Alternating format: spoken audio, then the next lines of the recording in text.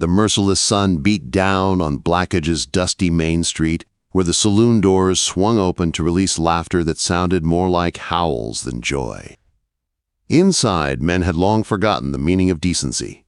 Among them was Jack Turner, his whiskey-stained breath filling the room as he slammed an empty glass on the counter. "Another round," he barked, his eyes bloodshot and mean. Outside, Emily waited in the heat, her back pressed against the rough wall of the saloon. She was too thin for her age, her dress faded, her basket empty. Every sound from inside made her flinch. She knew how her stepfather's temper grew meaner with every drink. Through the smudged saloon window, she spotted Nathaniel Briggs, the debt collector everyone in town feared, walk up to Jack's table. Her stomach tightened. Briggs only came for one reason, to collect, and Jack had nothing left to give. The piano music faltered, then stopped altogether. Voices rose, rough and angry. Emily's heart pounded as she peeked through the glass. She saw Jack's face twist in fury, his hands waving toward the street, toward her. Briggs leaned back with a smile that didn't reach his eyes. By sundown, the town had gone quiet. Emily sat alone in their small cabin at the edge of Blackage, the silence pressing down like the heat of the day. Her stepfather hadn't come home, but she knew he would. He always did, meaner than before. The door creaked open near midnight. Jack stumbled in, his boots thudding heavy against the floorboards. "Pack your things, girl," he slurred, waving one hand in the air. "Come morning, you're going with Briggs. Time to pay what's owed." Emily froze. "What do you mean?" Jack's laughter was sharp and ugly. "You'll do what I tell you. That man's got money, and you're all I got left worth trading." She didn't cry, not then. She just gathered her few things into a small sack, a photograph of her mother, a wooden comb, and her mother's old shawl. Jack collapsed on his cot, snoring loud enough to shake the walls. Before dawn, Emily slipped out the door. The first light painted the land in pale orange as she ran barefoot toward the eastern trail. She didn't know where it led, only that it took her away.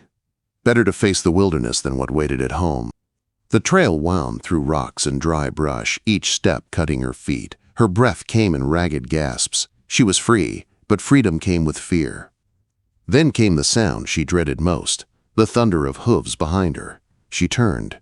Jack rode at the front, Briggs and two men close behind. "Thought you could run, girl?" Jack shouted, pulling his horse to a stop. His boots hit the ground hard. Before she could move, his hand cracked across her face, sending her sprawling in the dirt. Blood filled her mouth. Briggs tipped his hat, smirking. "Careful, Turner. Don't ruin what you're selling. She's worth less with bruises." Jack grabbed her arm, his grip cruel and tight. "You belong to him now," he spat. "Maybe next time he'll take cash instead of trade." Something snapped inside her. Emily twisted, kicked him hard in the knee, and ran. Jack cursed, limping after her as Briggs's men gave chase. The river appeared suddenly, its muddy water rushing below a steep drop. Emily's chest burned as she reached the edge. There was nowhere left to go. Jack's voice rose behind her, thick with rage. "You ungrateful little snake! After all, I done for you!" He lunged. Emily stepped back and fell. The world vanished in cold and chaos. The river swallowed her whole, its current dragging her under. She fought for air, her lungs burning as water filled her nose and mouth. Rocks struck her sides, branches clawed at her dress. She thought of her mother's face, of freedom, and then nothing. When Emily opened her eyes again, it was to the sound of a crackling fire, the smell of coffee. A wool blanket covered her. Her whole body ached, and her head throbbed as she tried to sit up. "Don't move," a deep voice said. She turned her head slowly. A man sat nearby, tall, broad-shouldered, his face weathered by years of sun and wind. His gray-streaked beard caught the firelight. "River nearly took you," he said, handing her a tin cup. "Found you tangled in some branches downstream." "Who are you?" she whispered. "Rufus Mallory." he replied simply. "I keep a ranch up this valley. You're safe here." Safe? The word didn't sound real. "They'll come for me," Emily managed, her voice trembling. "Briggs, my stepfather." Rufus's eyes narrowed. "Briggs and his boys don't ride on my land. Not anymore." There was something in his voice that made her believe him, something final. Days passed. Emily's bruises darkened, then faded. Rufus spoke little, but his actions spoke plenty. He brought her food, mended her torn dress, even taught her to walk again on her weak legs. On the fourth morning, a young woman rode up with supplies. "I'm Clara Bellamont," she said warmly. Rufus sent word he had a guest. As Clara helped change her bandages, she talked easily, filling the cabin with warmth that Emily hadn't felt in years. "Rufus lost his wife and daughter long ago," she whispered. "He's been alone ever since." That night, as the wind howled outside, Emily lay awake, staring at the flickering light of the fire. For the first time in years, she wasn't afraid. But she knew this peace wouldn't last, because men like Briggs didn't forget what they thought they owned. And in the darkness of the valley, a hired gun was already following the trail she'd left behind. Morning sunlight spilled across the valley, touching the hills and the small cabin where Emily sat on the porch, wrapped in one of Rufus's old blankets. Her hands were still weak, her ribs sore, but she could breathe again without fear. She watched Rufus move about the yard, fixing a fence post, feeding the horses, every motion calm and sure. He worked with the patience of a man who had learned to live with silence. Clara Bellamont visited often, always with something warm to eat and a kind smile. Her laughter made the place feel alive again. "He's different with you here," she told Emily one morning as they hung clean laundry in the breeze. "You brought something back into him. He doesn't talk much about his past, but I can see it in his eyes." Emily blushed. "He's just been kind to me. I owe him my life." Clara smiled softly. "Sometimes kindness means more than most folks realize." Quote, Rufus's cabin sat deep in the valley, shielded by the river and hills. For a while, it felt as though the world had forgotten them, but peace never lasted long on the frontier. One afternoon, Clara arrived breathless, her horse lathered from the hard ride. "They're asking questions in town," she warned. "Jack Turner's telling everyone his daughter was taken by river bandits. Says he's offering a reward for her safe return." Emily felt her heart drop. "He's lying," she whispered. "Of course he is," Clara replied. "But Briggs is backing his story." That's what's strange. Rufus's jaw tightened as he loaded shells into his rifle. "Briggs doesn't do anything without a reason," he said quietly. "If he's helping Jack, there's money behind it, or something worse." That night, Emily couldn't sleep. She sat by the fire, staring at the dancing flames. Finally, she told Rufus everything. About Jack's drinking, the years of cruelty, and the day he'd tried to sell her to Briggs. Her voice shook as she spoke, but she didn't stop.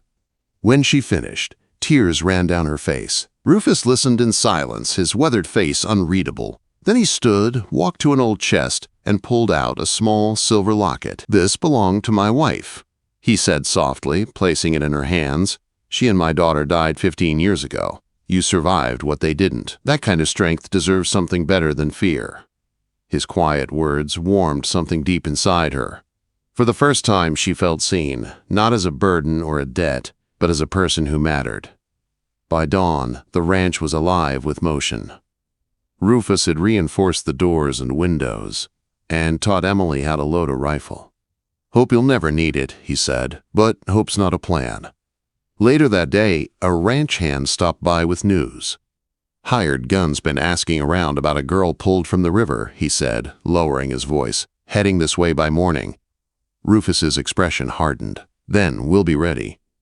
They spent the night preparing, checking ammunition, securing the horses, and mapping escape routes. Emily's fear returned, but it was different now. She was no longer the helpless girl from Blackidge. Rufus's quiet strength had become her own. As the sun rose, she helped drive the cattle to the far pasture, away from the cabin. The air was still, the kind of stillness that always came before trouble. By noon, the horizon shimmered with heat and dust. 6 riders approached, their figures growing clearer with every passing minute. "More than I expected," Rufus muttered. "But they'll find no easy fight here." The first gunshot came without warning, striking the dirt near the water trough where Emily had just been standing. She ducked, heart pounding, as Rufus returned fire from the upstairs window. His shot hit close enough to send the attackers diving for cover behind a line of boulders. Then a familiar voice called out across the yard, mocking and slurred. "Just want my daughter back, Mallory." The girl's confused, makes up stories. Emily froze at the sound. Jack Turner. Even miles away from town, his voice could still twist her stomach into knots. Inside the cabin, Rufus kept watch from the window. "He's not leaving without a fight," he said grimly.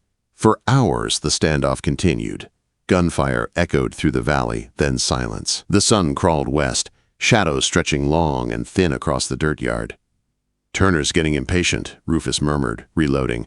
"Briggs won't stay after dark. He's too careful for that." Rufus was right. From the window, Emily could see men arguing behind the rocks. Jack gestured wildly, shouting, while Briggs's men shook their heads.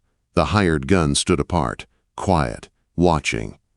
When the attack came, it was messy and desperate. 2 men charged the cabin, firing as they ran. Rufus's shotgun thundered, dropping one. Emily fired 2. Her first shot went wide, but the sound alone sent the second man diving for cover. Smoke filled the air, sharp and acrid. Emily's hands trembled, but she forced herself to stay focused. Among the attackers, the silent gunslinger, Rowan McCade, watched it all unfold. He saw Jack Turner's drunken rage, saw Briggs's cold satisfaction, and something inside him twisted. This wasn't justice. It wasn't even business. It was cruelty, pure and simple. As the last light faded, Clara's voice suddenly rang out from the distance. "Rufus! Emily! The sheriff's coming!" The shout sent panic through Briggs's men. They scattered like startled birds, their loyalty gone the moment the law got close. Jack Turner, however, didn't budge. He threw back his head and roared, "She's mine to deal with!"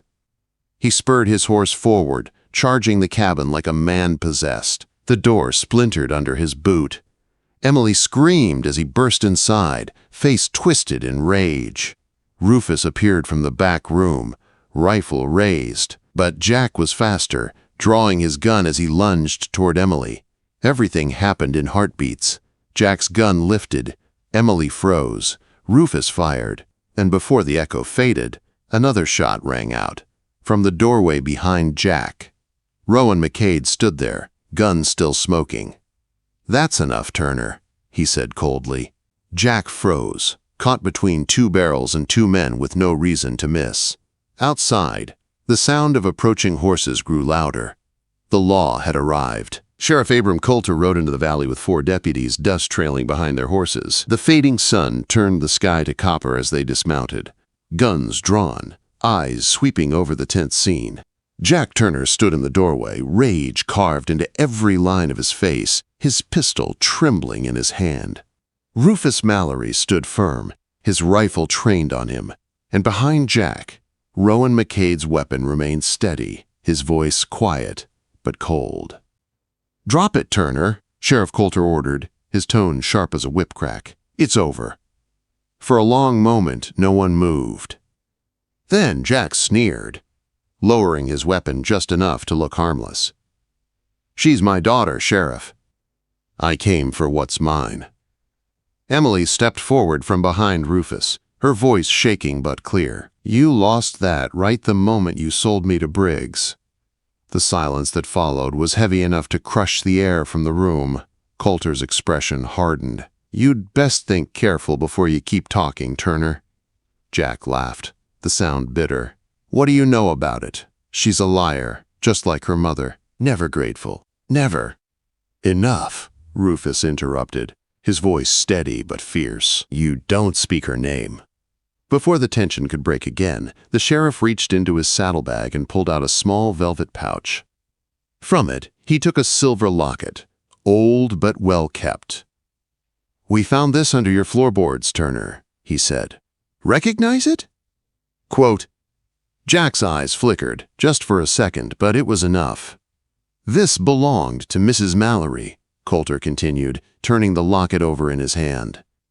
"Reported stolen after her death 15 years ago. Funny thing, finding it in your house." Emily stared at the locket, realization dawning slow and trembling. "That's my mother's. She wore it every day until he took it from her." Rufus's breath caught. His eyes widened as he stepped closer, seeing the engraving on the back. "For my beloved sister Clara." "My wife's name was Clara," Rufus whispered, voice breaking with shock. "Your mother was my wife's sister." Emily's world tilted as truth settled like a storm in her chest. She wasn't just a lost girl who had stumbled into his life.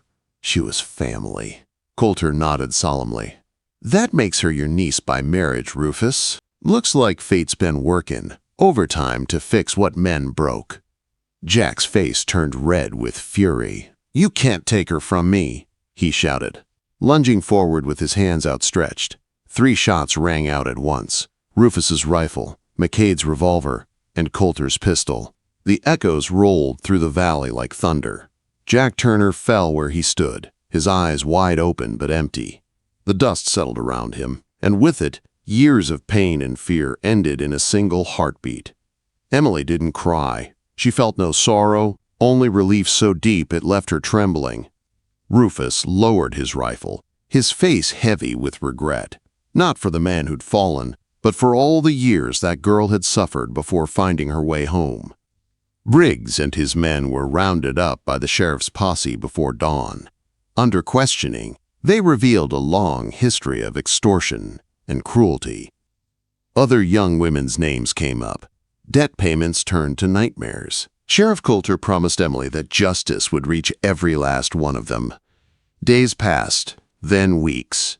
Life began to return to the valley. Emily helped Rufus rebuild what the fight had broken, repaired fences, patched bullet holes, and buried her mother's keepsakes beside a new headstone that bore her true name, Clara Mallory Turner.